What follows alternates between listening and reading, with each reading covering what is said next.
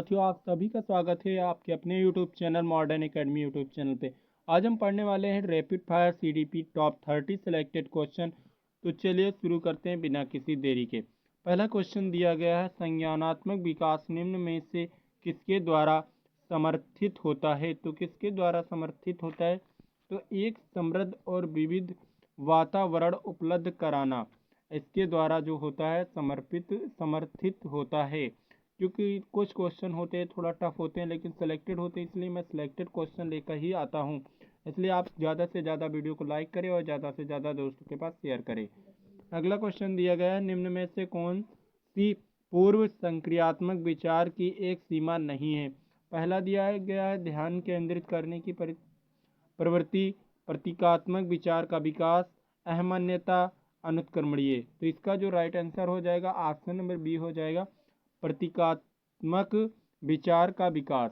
प्रतीकात्मक विचार का विकास जो है पूर्व संक्रियात्मक विचार की सीमा नहीं है।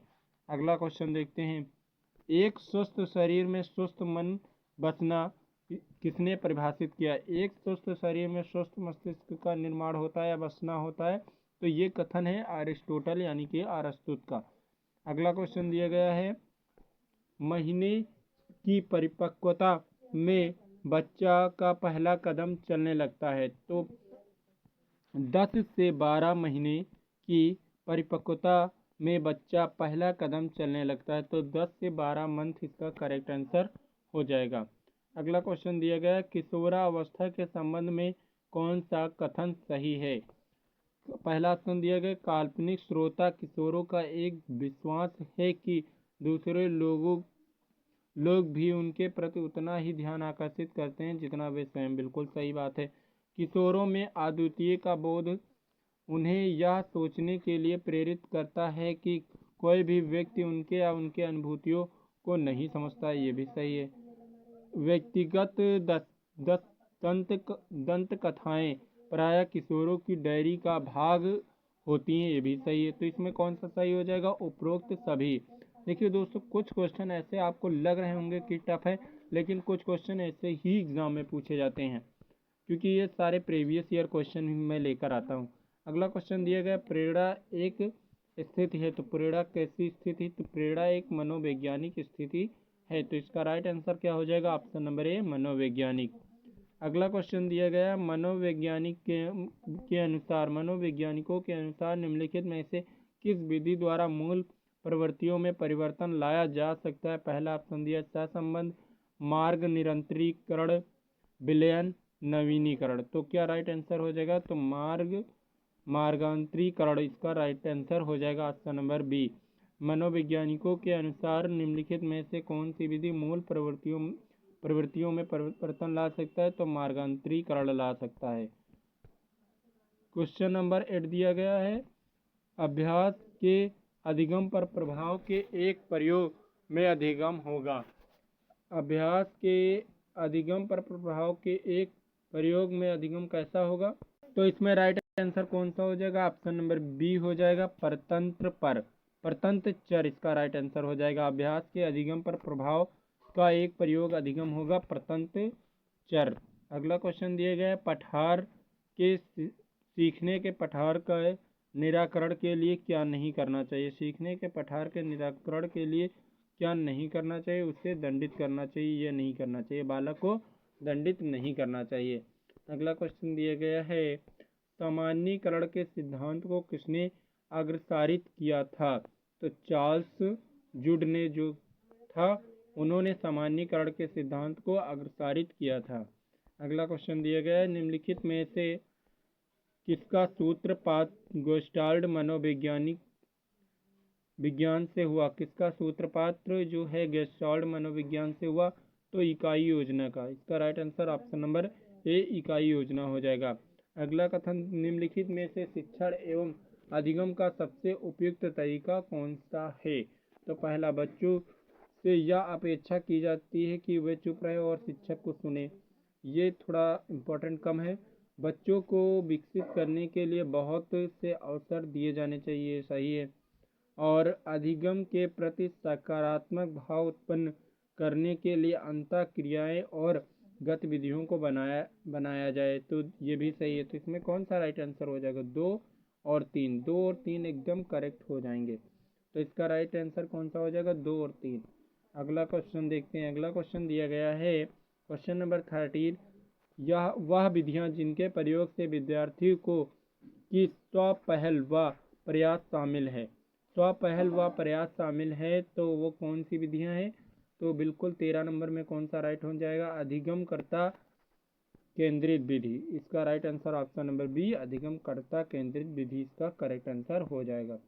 चलिए अगला क्वेश्चन देखते हैं। अगला क्वेश्चन दिया गया है, यदि एक बच्चा धीमा सीखता है तो उसका अव्ययी कारक क्या होगा? इनमें में से तो अव्ययी कारक क्या होगा? समय और क्या होगा बताइए? समय और क्या होगा? ऊर्जा। अगर जो समय और ऊर्जा होगा, देखिए समय और ऊर्जा होगा, समय और पैसा नहीं होगा, शिक्षण विधियां भी नहीं होगा, पैसे और सामान नहीं होगा, तो समय और ऊर्जा धीमा सीखता है। तो अपव्ययी कारक कौन से होंगे? समय और ऊर्जा। अगला क्वेश्चन 15 नंबर दिया गया है। आईसीडीएस कार्यक्रम के आयु समूह के सभी बच्चों के लिए उपलब्ध है। तो आईसीडीएस कार्यक्रम किन किन आयु के बच्चों के लिए? तो 0 से 6 वर्ष के वर्ग के बच्चों के लिए जो है ये आईसीडीएस कार्यक्रम चलाया जाता है।